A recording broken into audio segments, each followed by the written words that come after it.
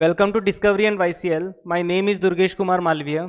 जैसे Discovery and YCL channel पर जैसे कि लेटेस्ट जो भी अपकमिंग वीडियोस हैं मैथ्स के रिगार्डिंग, तो वो यहाँ पर रेगुलर अपडेट किए जा रहे हैं। तो इस चैनल के साथ बने रहने के लिए आप इस चैनल को सब्सक्राइब करिए, ठीक है, और इसमें बेल आइकन प्रेस कर लीजिए ताकि हम जैसे भी हमारे जो न्यू वीडियोस हैं वो आप तक पहुँच पाएँ, ठीक है। तो जैसे कि हमने इन्वर्स ट्रिग्नोमेट्री फंक्शंस के बारे में हमने पढ़ा था कि बेसिकली इन्वर्स ट्रिग्नोमेट्री फंक्शंस होता क्या है, उसके रेंज डोमेन और उसके साथ साथ उसकी बेसिक प्रॉपर्टीज भी हमने क्या की थी, डिस्कस की थी। तो आज हम इसी के अंदर हम क्या करते हैं, कुछ क्वेश्चन आंसर सेशन, मतलब कि इस तरीके से क्वेश्चन करेंगे कि रेंज और डोमेन से रिलेटेड क्वेश्चन किस तरीके से इसके अंदर कैसे किए जाते हैं, कि कहाँ से कहाँ तक फंक्शन बाउंड होगा, किस तरीके से हमें आंसर देना है, तो वो सारी चीज़ें इसके अंदर हम डिस्कस करने वाले हैं। तो चलिए हम स्टार्ट करते हैं। सबसे जैसे फर्स्ट क्वेश्चन है अपना y equals to sine inverse. जैसे फर्स्ट क्वेश्चन है y equals to sine inverse ln x, ठीक है। y equals to sine inverse ln x मैंने इस तरीके से यहाँ पर मैंने एक फंक्शन कंसिडर किया है। अब देखो इसके अंदर क्या होने वाला है कि सबसे पहले देखो फंक्शन की शुरुआत कैसे होती है। अगर मैं कहूँ कि इसके अंदर x बिलोंग्स टू क्या होगा, यानी कि फंक्शन का क्या करना है, डोमेन बताना है, x बिलोंग्स टू इसका जो आंसर आने वाला वो क्या है।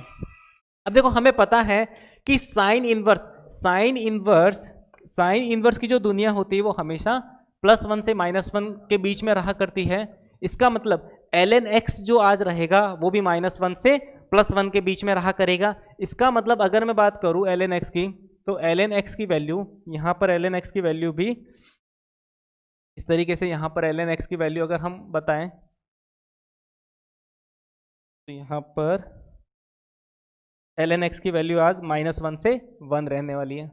ln x की वैल्यू यहाँ से -1 से 1 रहने वाली है, क्योंकि हमें पता है कि साइन इनवर्स x को जो मिलने वाली जो क्वांटिटी है वो हमेशा कहाँ, -1 से 1 रहा करती है। तो यहाँ पर इस तरीके से हमने क्या कर दिया, इसको इनपुट दे दिया।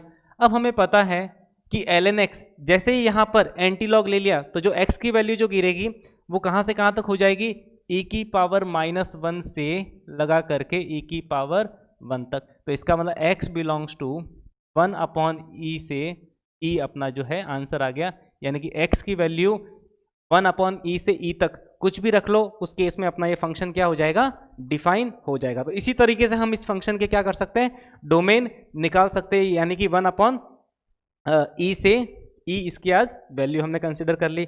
इसी तरीके से सेकेंड एक क्वेश्चन और कंसिडर करते हैं। जैसे सेकेंड क्वेश्चन इसके अंदर मैंने ले लिया y equals to cos inverse e की पावर x। जैसे मैंने लिया y equals to cos inverse e की पावर x। अब देखो e की पावर x फंक्शन, आज भी हम वही बात करने वाले हैं इस क्वेश्चन के साथ कि कॉस इनवर्स को जो इनपुट मिलने वाला है वो हमेशा क्वांटिटी -1 से 1 रहा करती है। तो e की power x is always lies between -1 से 1। लेकिन जैसे ही मैंने लिखा e की पावर x लाइज बिटवीन -1 से 1, तो इसका मतलब हमें ये पता है कि ये जो इनवर्स फंक्शन, इसके अंदर हमने जो e की पावर x वाला जो फंक्शन कंसिडर किया है, e की power x is always lies between 0 से इन्फिनिटी। 0 से यहाँ पर ये वाली क्वांटिटी 0 से 1 के बीच में रहा करती है। तो यहाँ पर ये वाली जो क्वांटिटी हो जाएगी वो 0 से 1, यानी कि ऑलवेज यहाँ पर ये वाली तो पॉजिटिव ही होती है, यानी कि इस एक्सपोनेंशियल फंक्शन का आउटपुट वो कुछ इस तरीके से, यानी कि 0 से ये वाली जो क्वांटिटी है वो कितनी रहने वाली है, इन्फिनिटी। यानी कि ये तो ऑलवेज पॉजिटिव है, नेगेटिव वैल्यू कभी आंसर आने वाला है ही नहीं है। इसका मतलब यहाँ पर ये वैल्यू 0 हो सकती है।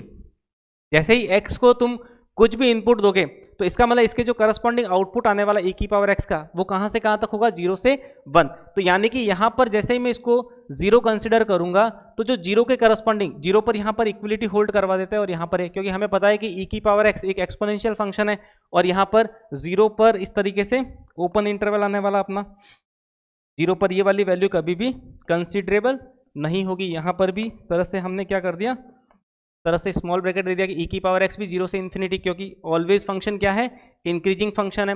तो इसका मतलब आज इसकी वैल्यू e की पावर इन्फिनिटी की -1 से 1 ना रह के 0 से 1 के बीच में रहेगी और यहाँ पर 1 हमने क्या कर दी, इक्वलिटी होल्ड करवा दी।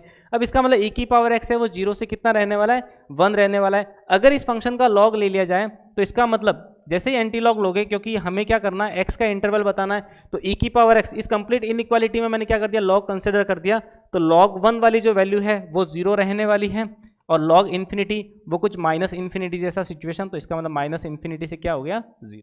यहाँ पर ये कंसिडर और ये यानी कि x बिलोंग्स टू, आज हमारा जो आंसर आ गया वो क्या आ गया, माइनस इन्फिनिटी से 0 और माइनस इन्फिनिटी से क्या हो गया, 0 हो गया। तो इसका मतलब माइनस इन्फिनिटी से 0 हमने क्या कर दिया, इस फंक्शन का फाइनली डोमेन निकाल दिया। तो इस तरीके से हम किसी फंक्शन को क्या कर सकते हैं, अप्रोच कर सकते हैं।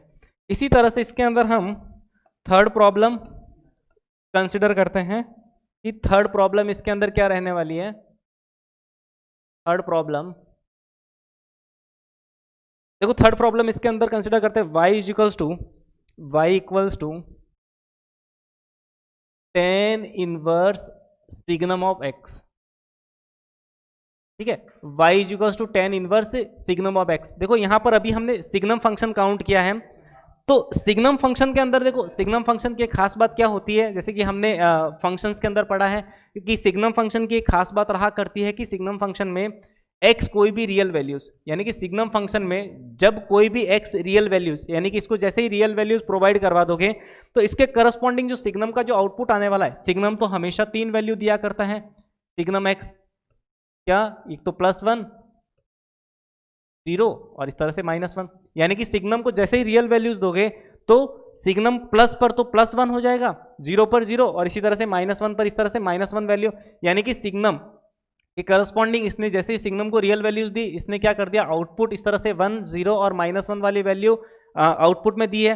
तो इसका मतलब इस फंक्शन के लिए अगर हम बात करें तो सिग्नम x का जो आउटपुट आने वाला है वो 3 वैल्यू आने वाली है। इसका मतलब tan को जो क्वांटिटी मिलने वाली है tan इनवर्स के अंदर, वो तीनों वैल्यू मिलने वाली है, 1, 0 और -1। यानी कि इस फंक्शन के अगर रेंज की बात करें कि y की वैल्यू क्या मिलेगी, तो y की वैल्यू ओनली फॉर 3 वैल्यू मिलेगी, एक तो 1, 0 और -1। जब x 1 प्रोवाइड हुआ, जब x 0 प्रोवाइड हुआ और जब x -1 प्रोवाइड हुआ, तो उसके करस्पॉन्डिंग जो इसने आउटपुट जनरेट किया है, तो y इक्वल्स टू कुछ तीनों वैल्यूज रहने वाली है। 1 पर तो इस तरह से π/4, इसी तरह से 0 पर जो वैल्यू रहने वाली है 0 की 0 ही रहने वाली है, और यहाँ पर ये वैल्यू रहने वाली है वैल्यू -π/4, क्योंकि -π/4 हमें पता है कि tan इनवर्स का जो आउटपुट है फर्स्ट और फोर्थ क्वाड्रेंट में आया करता है। तो इसी तरह से नेगेटिव पर फोर्थ क्वाड्रेंट में और पॉजिटिव पर फर्स्ट क्वाड्रेंट में, यानी कि इस फंक्शन की जो रेंज हो गई वो कुछ ऐसी हो गई। और फंक्शन के लिए हमने बताया ही था कि जो इनपुट डेटा तो है x, ऑल रियल वैल्यू जिसको प्रोवाइड कर सकते हैं, इस फंक्शन को कोई भी दिक्कत नहीं है। तो उसके करस्पॉन्डिंग सिग्नम का जो आउटपुट आ गया वो 1, 0 और -1। बहुत ही एक अच्छे लेवल का क्वेश्चन था कि इस तरीके से हम क्या कर सकते हैं, इन क्वेश्चनों को अप्रोच कर सकते हैं इजीली। ठीक है, तो बहुत ही इस तरीके से एक अच्छा कॉन्सेप्ट था। अब देखो इसके अंदर नेक्स्ट हम क्वेश्चन कंसिडर करते हैं फोर्थ क्वेश्चन। जैसे कि इसके अंदर हम कंसिडर करते हैं कि y equals to cos inverse greatest integer of x, y equals to cos inverse greatest integer of x। तरह से मैंने लिख दिया y equals to cos inverse greatest integer of x, है ना। ये वाला जो फंक्शन है स्टार लगा देता हूँ, this is greatest integer function.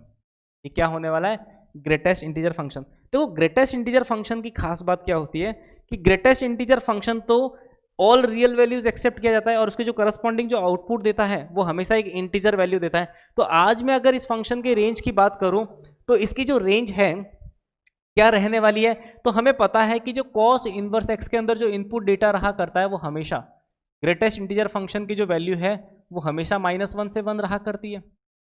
हमने पढ़ा था कि जो ग्रेटेस्ट इंटीजर फंक्शन है वो तो ऑल इंटीजर्स आउटपुट देता है, लेकिन हमें पता है कि जो ग्रेटेस्ट इंटीजर फंक्शन आज कॉस इनवर्स के एक्स के अंदर है, तो इसका मतलब आज ये ग्रेटेस्ट इंटीजर फंक्शन बस -1 से 1 के बीच की वैल्यू देगा।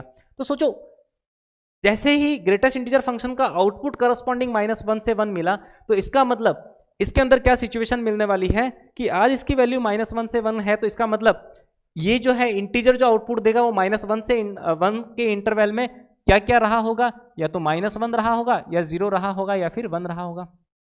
या तो -1 रहा होगा, या 0 रहा होगा, या फिर कितना रहा होगा, 1 रहा होगा। तो देखो -1 रहने के पीछे क्या रीजन है कि -1 वाली जो क्वांटिटी रही होगी वो कुछ -1 से 0 के इंटरवल में रही होगी, यानी कि जब x बिलोंग्स टू -1 से 0 रहा होगा तब कुछ इस तरह से रहा होगा -1 वाला आउटपुट। इसी तरह से 0 वाला जो आउटपुट रहा होगा वो 0 से 1 की सिचुएशन में, यानी कि यूनियन 0 से 1 अगर मैं कंसिडर करूँ तो इस तरह से अगर रहा होगा इनपुट, तो उसके करस्पॉन्डिंग आउटपुट कितना रहा होगा, 0, क्योंकि ग्रेटेस्ट इंटीजर फंक्शन हमेशा लिस्ट वैल्यू दिया करता है, यानी कि 1 से 2 के इंटरवल में अगर 1 इंक्लूड है, 2 अगर एक्सक्लूड है, तो आउटपुट 1 से 2 के बीच में हमेशा आउटपुट कितना आने वाला है, 1 आने वाला है। तो इसका मतलब 0 से 1 के इंटरवल में इसका आउटपुट कितना आने वाला है, 0।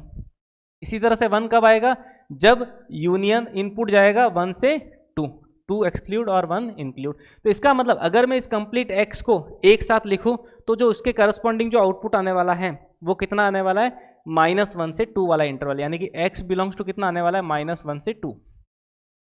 यानी कि यहां पर जो x बिलोंग्स टू क्या आ गया, -1 से 2, यानी कि इस फंक्शन का जो डोमेन हमने कंसिडर किया वो क्या हो गया, -1 से 2। अब देखो -1 और 2 के बीच वाली जो सारी वैल्यूज है वो cos इनवर्स x को प्रोवाइड होने वाली है।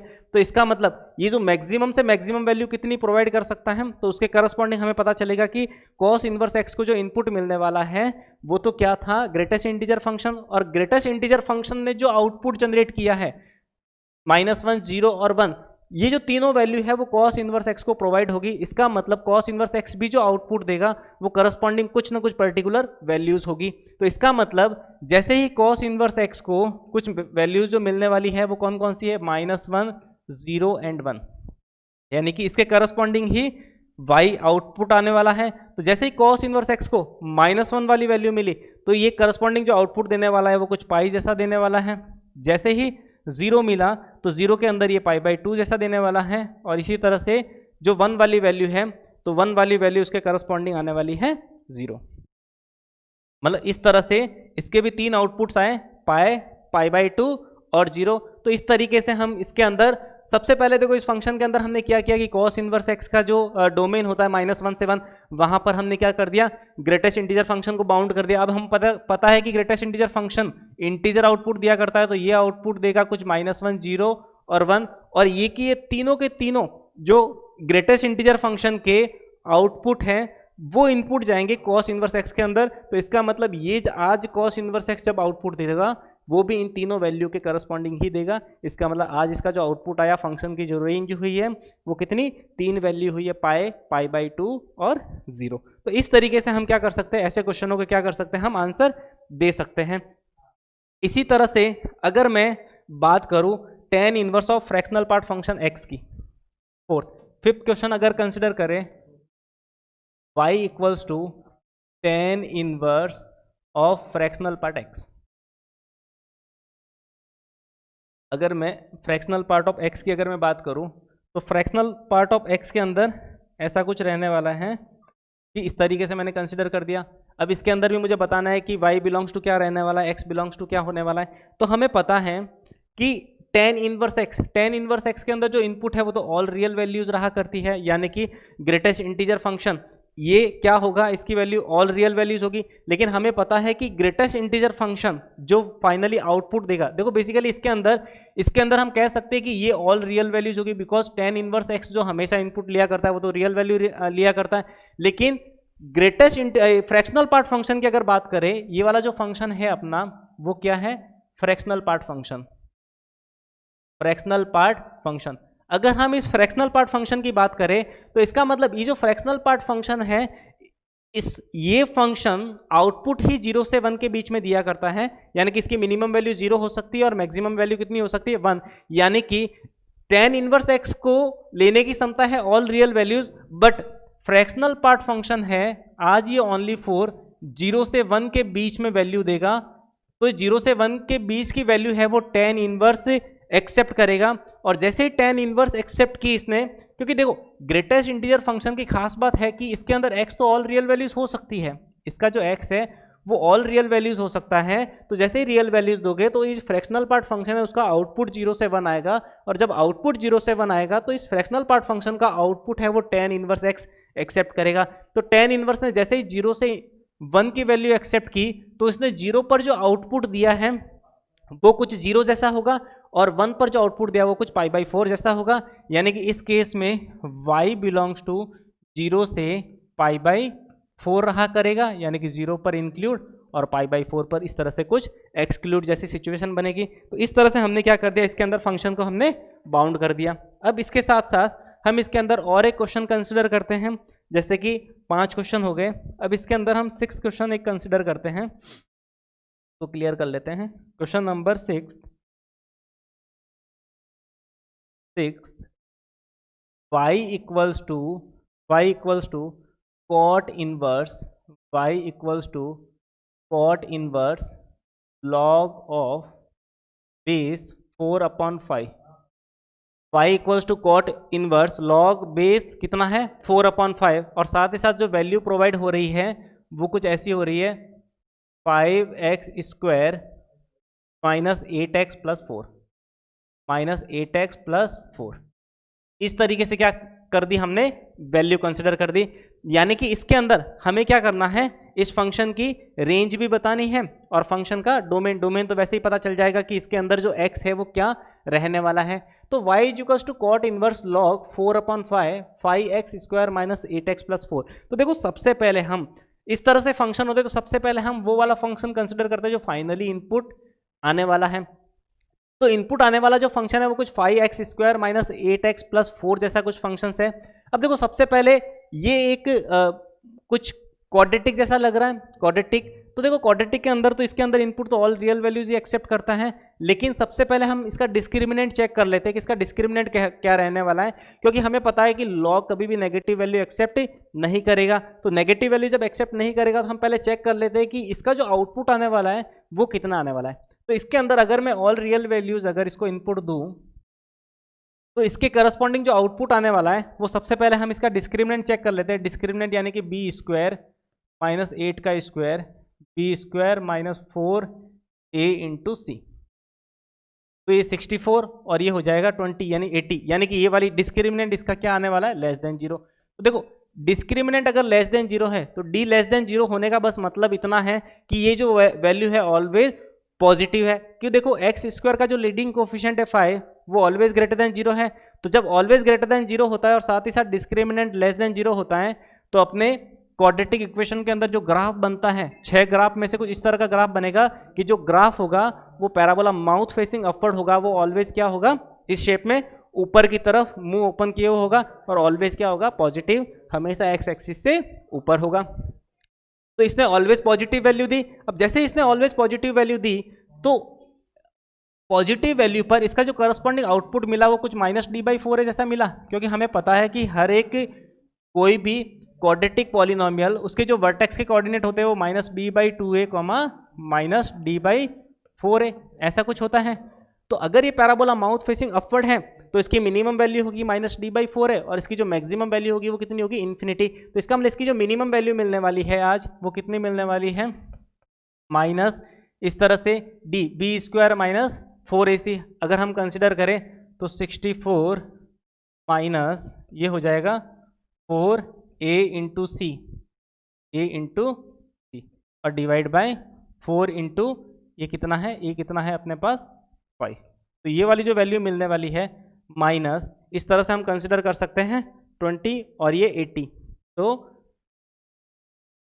70, तो 16 हो जाएगा, माइनस का 16 और ये 4 इंटू 5, तो ये हो जाएगा माइनस का 4/5 और साथ ही साथ माइनस का 4/5, ये 16 यहाँ पर नेगेटिव का नेगेटिव, नेगेटिव पॉजिटिव, यानी कि ये वाली जो क्वांटिटी है वो प्लस का कितना 4/5, यानी कि इस पैराबोला का जो आउटपुट आएगा मिनिमम वैल्यू 4/5 से कितनी, इन्फिनिटी। यानी कि अगर मैं बात करूं तो y equals to cot inverse log of base 4/5। इसको जो log को जो इनपुट क्वांटिटी मिलने वाली है वो तो आज मिलने वाली है 4/5 से कितनी, इन्फिनिटी, इस तरीके से। क्योंकि अभी हमने देखा है कि इसके अंदर 5x² माइनस 8x प्लस 4 इसका जो आउटपुट आने वाला है इस फंक्शन का वो 4/5 से क्या होने वाला है, इन्फिनिटी जैसा कुछ होने वाला है। और हमें पता ही है कि cot इनवर्स x जो फंक्शन है वो क्या है, एक डिक्रीजिंग फंक्शन है। तो डिक्रीजिंग फंक्शन होने के साथ साथ ही इसके अंदर होना क्या है, सबसे पहले y equals to cot inverse. अब सबसे पहले हम इसको चेक कर लेते हैं कि log 4/5, देखो इसका जो कंप्लीट आउटपुट आने वाला है इस फंक्शन का वो क्या होने वाला है, तो उसके बारे में सबसे पहले थोड़ा डिस्कस कर लेते हैं कि इसका आउटपुट कितना रहने वाला है। तो हमें पता है log 4/5 बेस 4/5 है और इसके करस्पॉन्डिंग इसकी वैल्यू भी कितनी है 4/5। तो बेस और वैल्यू सेम होता है तो उस केस में log का जो आउटपुट आया करता है वो कुछ 1 आया करता है, तो इसका मतलब यहाँ पर 1 कंसिडर कर दिया। log 4/5, यहाँ पर 4/5 वैल्यू लेस देन 1 है, 1 से बड़ी है, और यहाँ पर इन्फिनिटी ये वाली वैल्यू कुछ 1 से बड़ी है ना, तो 4/5 लेस देन 1 और ये ग्रेटर देन 1, यानी कि आइदर साइड ऑफ यूनिटी अगर log के अंदर ऐसा कुछ होता है तो इसके जो करस्पॉन्डिंग आउटपुट आया करता है वो कुछ माइनस इन्फिनिटी जैसा कुछ होने वाला है, यानी कि इसके जो करस्पॉन्डिंग आउटपुट आ गया वो कितना आ गया, माइनस इन्फिनिटी।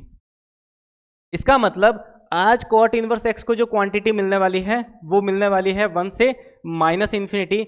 1 से माइनस इन्फिनिटी का बस इतना सा मीनिंग है कि y बिलोंग्स टू आज 1 पर तो वैल्यू π/4 रहने वाली है और इसी तरह से माइनस इन्फिनिटी पर वैल्यू कुछ पाई, क्योंकि कॉट होता है कॉस अपॉन साइन, तो इस तरीके से अगर हम पाई पर वैल्यू निकालें तो बेसिकली कितना मिलने वाला है, cos pi upon sine pi, तो माइनस इन्फिनिटी को इस तरह से अप्रोच करने वाली वैल्यू कुछ मिलेगी। तो इसका मतलब ये फाइनली इस फंक्शन की रेंज होगी। तो बहुत ही एक अच्छे लेवल का क्वेश्चन था कि हमने सबसे पहले क्या किया, क्वाड्रेटिक फंक्शन के इनपुट जाना और क्वाड्रेटिक फंक्शन का जो आउटपुट मिला वो हमने क्या कर दिया, लॉग को प्रोवाइड किया।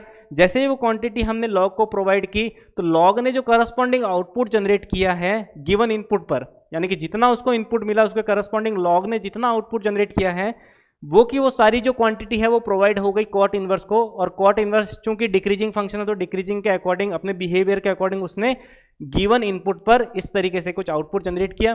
तो फाइनली इस जो फंक्शन की जो रेंज मिली है वो π/4 इंक्लूड से पाई एक्सक्लूड, इस तरह से इस फंक्शन की हमें फाइनली रेंज मिली है। तो इस तरीके से हम इसके अंदर क्वेश्चन कंसिडर कर सकते हैं। कुछ एक दो क्वेश्चन हम और इसके अंदर लेते हैं कि सबसे इसके बाद नेक्स्ट जो अपना जो क्वेश्चन है, माना कि इसके अंदर हमने कंसिडर कर दिया साइन ऑफ 2 साइन इनवर्स इसके अंदर ले लेते हैं 3/5। ठीक है, यहां पर मैंने वैल्यू कंसिडर की है 3/5। ठीक है, साइन ऑफ 2 साइन इनवर्स क्या लिया है 3/5। अब देखो इस तरीके के क्वेश्चन को सॉल्व करने के लिए सबसे पहले क्या करो कि जहां पर इनवर्स फंक्शन है उसको साइड में क्या कर लो, अलग से थीटा कंसिडर कर लो। तो मैं यहां से इस फंक्शन को उठा लिया और इसको मैंने क्या कर दिया, थीटा लेट कर दिया। मैंने इसको क्या लेट कर दिया, थीटा लेट कर दिया। अब जैसे ही मैंने इसको थीटा कंसिडर किया तो इसका मतलब आज जो वैल्यू इसकी बनने वाली है साइन थीटा इक्वल्स टू कितना बनने वाला है 3/5। और जैसे ही साइन थीटा 3/5 मिलने वाला है तो जो फाइनली जो लास्ट में जो वैल्यू बची है वो क्या मिली है, sign 2 theta.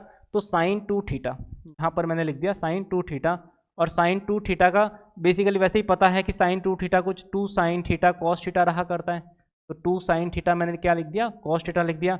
2 into sine theta की वैल्यू हमें पता है कितनी है 3/5, और साथ ही साथ कॉस थीटा की वैल्यू ट्रायंगल बना के भी लिख सकते हैं। मैंने इसके अंदर देखो जैसे इसको थीटा कंसिडर किया तो इसका मतलब साथ में इस तरह से इनवर्स ट्रिग्नोमेट्रिक फंक्शंस में यहाँ पर इसको थीटा कंसिडर करके एक ट्रायंगल बना के भी हम क्या कर सकते हैं, इसके अंदर वैल्यू प्रोवाइड कर सकते हैं। तो जैसे ही मैंने इसको थीटा कंसिडर किया तो साइन थीटा कुछ रहने वाला है परपेंडिकुलर अपॉन हाइपोटेनियस, तो 3, 5, और ये तीनों के तीनों क्या है आपस में पाइथागोरस ट्रिपलेट है, तो बेस कितना हो गया 4 हो गया। तो यहाँ से जो कॉस थीटा की जो वैल्यू मिलने वाली है वो कुछ 4/5 जैसी रहने वाली है। तो इसका मतलब ये आंसर आ गया इसका 24/25। तो 24/25 इस तरह से हम इसको इस तरीके से हम आंसर दे सकते हैं। तो बहुत ही एक इजी अप्रोच थी इसके अंदर कि इस तरह के क्वेश्चनों को किस तरीके से टेकल किया जाता है। इसी तरह से 24/25 अपना जो आंसर बन गया। नेक्स्ट हम क्वेश्चन कंसिडर करते हैं। नेक्स्ट एक और क्वेश्चन है, नेक्स्ट क्वेश्चन है अपना cos of 2 tan inverse 2 cos of 2 tan inverse 2 plus sin of यहाँ पर ले लेते हैं 2 tan inverse 3। देखो उसके जैसा ही उससे रिलेटेड कुछ इस तरीके का क्वेश्चन है कि हमने क्या कंसिडर किया, cos of 2 tan inverse 2 plus sign of 2 tan inverse 3। Same approach है, वही करना है हमने कि सबसे पहले क्या कर दो, यहाँ से इनवर्स वाली क्वांटिटी को क्या कर लो, बाहर उठा लो। तो इसका मतलब मैंने क्या कर दिया, इसको थोड़ी देर के लिए थीटा कंसिडर कर दिया, और हमें पता है कि आज जो वैल्यू है वो tan थीटा इक्वल्स टू क्या मिलने वाली है, 2। tan थीटा 2 देखो पॉजिटिव है, इसका मतलब जो क्वाड्रेंट की बात हो रही है, इसका मतलब tan थीटा 2 तभी होता है जब ये वैल्यू फर्स्ट क्वाड्रेंट में लाई करती है। इसी तरह से इस वाले को मैं थोड़ी देर के लिए अल्फा मान लेता हूं, इस वाली वैल्यू को थोड़ी देर के लिए मैं अल्फा माना, तो अल्फा माना तो यहाँ पर tan अल्फा इक्वल्स टू क्या रहने वाला है, कुछ 3 रहने वाला है। इस तरीके से मैंने क्या कर दिया, इसके अंदर कुछ वैल्यू कंसिडर कर दी, यानी tan थीटा अपने पास कितना है, 2 है, और tan अल्फा अपने पास कितना है, 3 है। अब सेम जैसे जैसे मैं इसको थीटा कंसिडर किया, तो जो लास्ट में जो वैल्यू बची है वो क्या मिलने वाला है, कुछ cos 2 थीटा जैसी सिचुएशन। और cos 2 थीटा देखो, हमें cos 2 थीटा निकालना है और हमें पता है कि tan थीटा की वैल्यू पता है, तो cos 2 थीटा का क्या करना, हाफ एंगल फॉर्मूला लगाना है, वो भी tan वाला। तो ये होता है 1 minus tan square theta upon 1 plus tan square theta. तो इसका मतलब वैल्यू रखने पर 1 माइनस tan स्क्वायर थीटा ये कितना हो जाएगा, 4 अपॉन 1 प्लस 4, यानी कि जो वैल्यू मिलने वाली है वो कितनी मिलने वाली है, -3 अपॉन 5। यानी इस साइड में cos 2 थीटा की वैल्यू क्या मिली है, -3 अपॉन 5। इसी तरह से यहाँ पर भी sin 2 अल्फा यहाँ पर कंसिडर करें, तो यहाँ पर तो ये वाली जो वैल्यू है वो कुछ अल्फा में चली जा रही है, तो sin 2 अल्फा का वही फॉर्मूला, tan वाला फॉर्मूला, इसके अंदर भी हाफ एंगल फॉर्मूला कंसिडर कर लेते हैं, क्योंकि यहाँ पर भी हमें अल्फा की वैल्यू पता है, और यहाँ पर भी देखो tan अल्फा फर्स्ट क्वाड्रेंट में है, यानी कि ये वाली वैल्यू भी इस तरीके से फर्स्ट क्वाड्रेंट में लाई कर रही है। तो फर्स्ट क्वाड्रेंट के करस्पॉन्डिंग यहाँ पर भी हम इसको फर्स्ट क्वाड्रेंट में ही कंसिडर करेंगे। तो जो sin 2 अल्फा की जो वैल्यू मिलने वाली है वो यहाँ पर मिलने वाली है 2 tan अल्फा अपन 1 प्लस tan स्क्वायर अल्फा। तो इसका मतलब 2 tan अल्फा ये हो जाएगा 2 tan alpha upon 1 plus tan square alpha. तो इसका मतलब यहाँ पर जो वैल्यू मिलेगी 2 इंटू, देखो फर्स्ट क्वाड्रेंट है तो tan अल्फा यहाँ पर फर्स्ट क्वाड्रेंट में ये कितना हो जाएगा, 3, तो 2 इंटू 3 अपॉन 1 प्लस 9, यानी कि ये वाली जो क्वांटिटी मिलने वाली है 2 इंटू 3 ये कितना हो गया, 6 अपॉन 10, तो ये वाली वैल्यू भी आज 3 अपॉन 5 मिलने वाली है। देखो इसके अंदर जैसे ही हमने ये वाली जो वैल्यू कंसिडर की है कि यहाँ पर tan थीटा जो 2 रहने वाला है, तो हमें पता है कि tan थीटा तो फर्स्ट क्वाड्रेंट में रहने वाला है, तो जो जैसे ही हमने यहाँ पर कंसिडर किया कि ये वाली वैल्यू जो फर्स्ट क्वाड्रेंट में है, तो cos 2 थीटा का भी फर्स्ट क्वाड्रेंट में ही हमें आंसर देना पड़ेगा। तो यानी कि ये वाली वैल्यू कितनी मिली, -3/5, और वो वैल्यू मिली है +3/5, यानी कि दोनों का जो समेशन आ गया वो फाइनल आंसर कितना आ गया, -3/5 + 3/5, यानी कि आंसर कितना, 0। तो इस तरीके से हम क्या कर सकते हैं, फंक्शन को सबसे पहले हमने क्या किया, थीटा कंसिडर किया, और थीटा कंसिडर करते हुए हमने क्या कर दिया, ट्रिग्नोमेट्रिक्स के अंदर हाफ एंगल फॉर्मूला लगा करके फाइनली हमें जो आंसर देना था वो क्या कर दिया, उसको कंसिडर कर दिया। तो राइट और लेफ्ट सॉल्व करके फाइनली हमने क्या किया, दोनों को अप्रोच करते हुए फाइनल आंसर तक पहुंच पाए। अब देखो एक और हम क्वेश्चन कंसिडर करते हैं इसके अंदर साइन, नेक्स्ट अपना जो क्वेश्चन है के अंदर कैस्केडिंग फॉर्म में कंसिडर करते हैं कि अगर मैं कहूँ कि बाहर है अपना साइन वाला फंक्शन, यहाँ पर मैंने जो प्रोवाइड किया है वो कुछ है tan inverse sine of tan inverse cos of cot inverse, और ये -1/√3, यानी कि यहाँ पर कुछ इस तरीके से क्वेश्चन है कि कॉट के अंदर जो इनपुट दिया है माइनस कॉट इनवर्स -1/√3, यानी कि कॉट के अंदर जैसे ही -1/√3 ये वैल्यू प्रोवाइड की, तो इसके करस्पॉन्डिंग जो थीटा मिलेगा, देखो कॉट इनवर्स x दिया है तो इसका आंसर हमेशा थीटा आने वाला है। ये थीटा कॉस को मिला, कॉस ने कुछ वैल्यू जनरेट की, जो वैल्यू होगी वो tan इनवर्स को मिलने वाली है, तो tan इनवर्स उस वैल्यू पर कुछ ना कुछ थीटा जनरेट करेगा, और उस थीटा पर साइन थीटा फाइनली जो है अपना आंसर देगा। तो बेसिकली इसके अंदर कैस्केडिंग फॉर्म में देखो क्वेश्चन कैसे करते हैं कि जैसे कि मैंने कहा है कि कॉट इनवर्स -1/√3, यानी कि कॉट थीटा, देखो फर्स्ट क्वाड्रेंट के अंदर जो कॉट थीटा रहा करता है वो π/3 पर रहा करता है, π/3 यानी कि 60 डिग्री। तो इसका मतलब क्या होने वाला है कि यहाँ पर जो वैल्यू जनरेट हो रही है वो कॉट इनवर्स के अंदर जो इनपुट जा रहा है वो -1/√3, यानी कि इसका मतलब फर्स्ट क्वाड्रेंट में अगर वैल्यू π/3 मिल रही है तो कॉट इनवर्स तो फर्स्ट और सेकंड में, फर्स्ट में पॉजिटिव रहता है और सेकंड क्वाड्रेंट के अंदर नेगेटिव है, तो नेगेटिव का -1/√3 है, यानी कि इसने जो आउटपुट जनरेट किया वो सेकंड क्वाड्रेंट में होगा, जो π - π/3 यानी कि 2π/3 जैसा कुछ इसने आउटपुट दिया। 2π/3 यानी कि 120 डिग्री जैसा। सोचो ये 120 डिग्री है वो कॉस को सप्लाई होगा, और कॉस 120 डिग्री हमेशा जो वैल्यू देता है वो कुछ -1/2 जैसी होती है, यानी कि साइन ऑफ tan इनवर्स को जो मिलने वाली जो क्वांटिटी है वो कुछ -1/2 जैसी है, क्योंकि कॉस को जब 120 डिग्री मिला तो 120 डिग्री पर जो कॉस ने जो आउटपुट जनरेट किया है वो कुछ -1/2 जैसा है।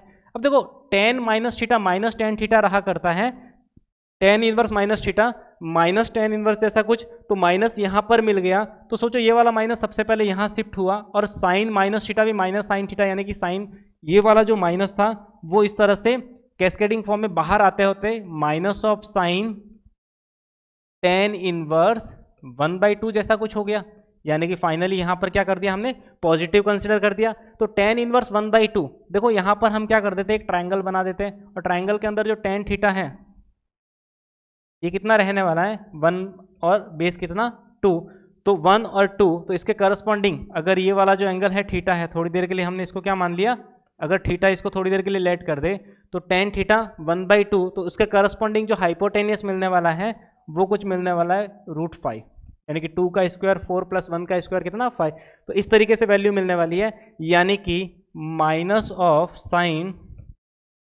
अब देखो tan थीटा दे रखा था और बाहर साइन है, यानी कि यहाँ पर हमें साइन इनवर्स डिफाइन करना पड़ेगा, तो साइन इनवर्स के केस में साइन थीटा क्या होता है, परपेंडिकुलर अपॉन हाइपोटेनियस, तो यहाँ पर जो वैल्यू है वो साइन इनवर्स कुछ इस तरह से डिफाइन होगा 1/√5, तो ये वाली वैल्यू कुछ 1/√5, साइन इनवर्स है आपस में एक दूसरे से कैंसिल आउट होकर फाइनल जो आंसर मिल जाएगा वो क्या मिल जाएगा, -1/√5। तो इस तरीके से हम क्या कर सकते हैं, इन क्वेश्चनों के आंसर दे सकते हैं। इसी के साथ और भी बहुत सारे क्वेश्चंस हैं जो हम नेक्स्ट क्लास में कंसिडर करेंगे, तो इसको बिल्कुल अच्छे से रिवाइज करवाना, ठीक है। रिवाइज करने के साथ साथ अगर किसी भी तरीके का कोई भी डाउट लगे तो मेरे साथ शेयर करना, ताकि मैं तुम्हें अच्छे से एक्सप्लेन कर पाऊँ। और जैसे मैंने बता दिया कि इस चैनल के साथ बने रहने के लिए आपको इस चैनल को लाइक और सब्सक्राइब ज़रूर करना। ओके, चलिए, थैंक यू।